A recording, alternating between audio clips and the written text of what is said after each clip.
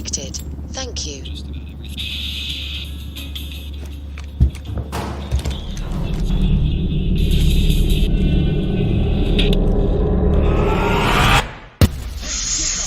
Voilà déjà 10 ans que je suis ce fabuleux groupe, ce fabuleux trio qui est Clipping un peu, que j'avais découvert il y a 10 ans avec ce fabuleux morceau là qui apparaît sur vos écrans, qui s'appelait Work Work, qui était de leurs albums éponymes.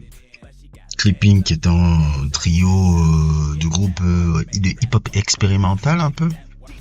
Si on doit faire un peu je sais pas comment expliquer un peu ce qu'ils font comme style hip-hop un peu. Ils sont un peu de ce mouvement, un peu ce que j'appelle un peu les boys qui font un peu ce qu'on appelle un noise pop un peu. Quand je pense à des figures comme Blackie, quand je fais à des figures comme Dead Grips, quand je pense à des figures même un peu au début des années 2000, un peu au milieu des années 2000 comme Dalek, ou des groupes un peu comme plus obscurs comme le groupe du regretté K, Anti-Pop Consortium, un peu qui c'est dans cette vibe un peu du hip-hop alternatif, où on peut parler aussi de POS Never Better, dont je vous ai fait ce sujet là qui apparaît sur votre écran, qui était vraiment magnifique. Pour moi, ils ont représenté un peu ce que dans les années 2010, un peu une nouvelle vague un peu dans le hip-hop qui pouvait être dangereux. Et dans cette mouvance là, nous avons vu des figures un peu comme Kanye West reprendre un peu l'esthétique un peu sonore un peu de ce groupe, l'esthétique un peu sonore, visuelle et parfois même vocale un peu de ce genre de groupe, parce que leur style s'apparente un peu à ce qu'on dirait de l'industrial, mélangé un peu avec des éléments un peu du hip-hop.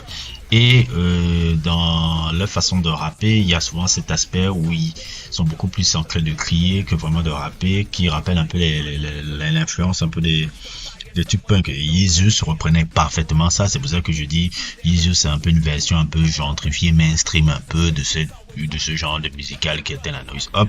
Et Clipping fut un des groupes qui m'avait vraiment introduit ce genre musical là. Je les ai saigné pendant plus de 10 ans, et je dois avouer que les 2 derniers projets qu'ils avaient fait, je les avais pas écoutés et tout. Et le moment où j'étais en train d'écouter l'album presque oubliable de Playboi Carti qui s'appelle Music, qui est un album vite qui me passe au-dessus de la tête, et donc j'ai fait un sujet pour avoir des vues et du trafic. N'hésitez pas à regarder mon sujet sur Music, Playboi Carti, il est disponible aussi en description.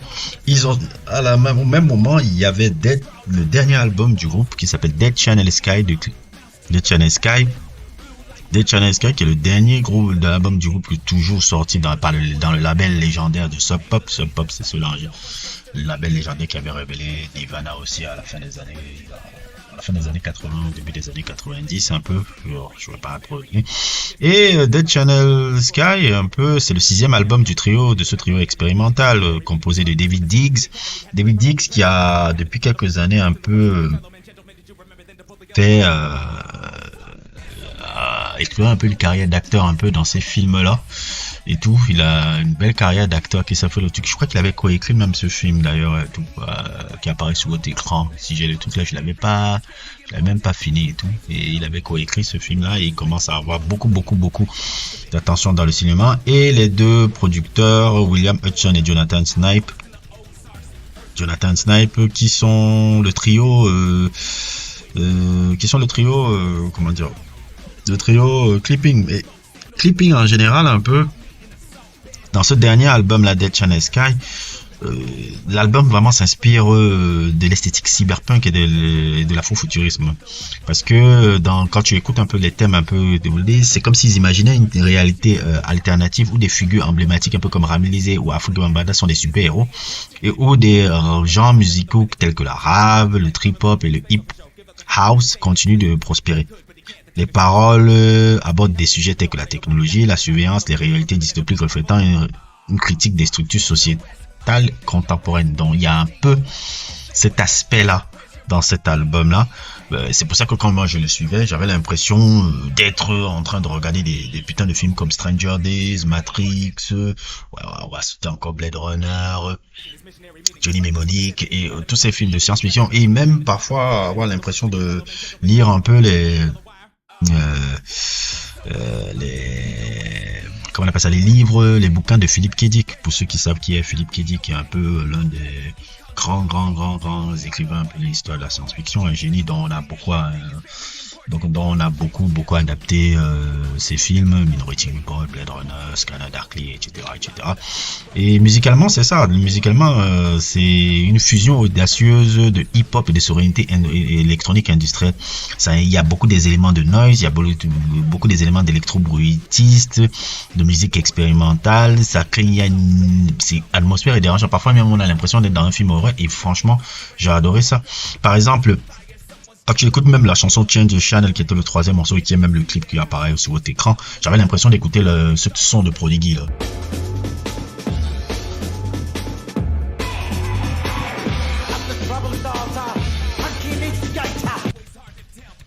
C'était incroyable. Ou bien même un peu quand tu écoutes Mirror Shade partout, tu avais l'impression de suivre Kraftwerk ou B-52. Donc sur le plan sonore, il y a vraiment une recherche musicale. Je pense que c'est l'album le plus sombre et dystopique un peu du groupe. Bon, les albums sont toujours sombres, hein, toujours trucs, hein, mais dans ces recherches presque expérimentales et autres, et tout, on sent que les gars sont vraiment venus à maturité, parce que quand je suis reparti encore suivi le premier album Clipping et tout, je vois la distance et comment les gars,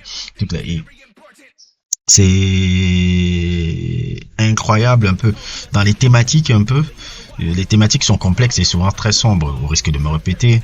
Beaucoup de morceaux avec la notion de surveillance omniprésente, surtout dans notre ère numérique, les conséquences de cette surveillance sur l'individu et la société en mettant en avant des récits de résistance et de lutte. C'est ça un peu l'impact de la technologie sur l'identité. Donc c'est exactement ce thème dessus, et aussi les références à des figures emblématiques de la musique et de la culture afro-américaine. C'est un peu ça, un peu que ça permet de voir un peu dans cet album-là. Cet album-là explore vraiment tous ces influences-là, et c'est exactement pour ça que je l'ai adoré. Donc c'est vraiment l'une des belles sorties de 2025. En termes de hip-hop, c'est pour moi le meilleur album de hip-hop de 2025 que j'ai suivi. Je dois vous avouer, je ne suis plus très hip-hop comme avant, mais c'est vraiment celui que j'ai le plus amusé. Un de mes titres préférés, parmi mes titres préférés, Disrupt. Là, dans Disrupt, il y a beaucoup le thème de la résistance et de la rébellion contre un système oppressif. Change Channel aussi, qui parle de la manipulation médiatique et de l'aliénation engendrée par les technologies modernes. Tous des sons de trucs, on a l'impression, comme je vous dis, que ça rappelle beaucoup comment on appelle ça, Prodigy. J'ai l'impression aussi de Other Sides, aussi on est en exploration entre le réel et le virtuel, ainsi que les conséquences de la technologie sur les relations humaines. Donc on est même qui est dans Other Sides, ce qui me plaît beaucoup, c'est le mix qu'il y a entre les beats électroniques et les éléments de musique ambiante.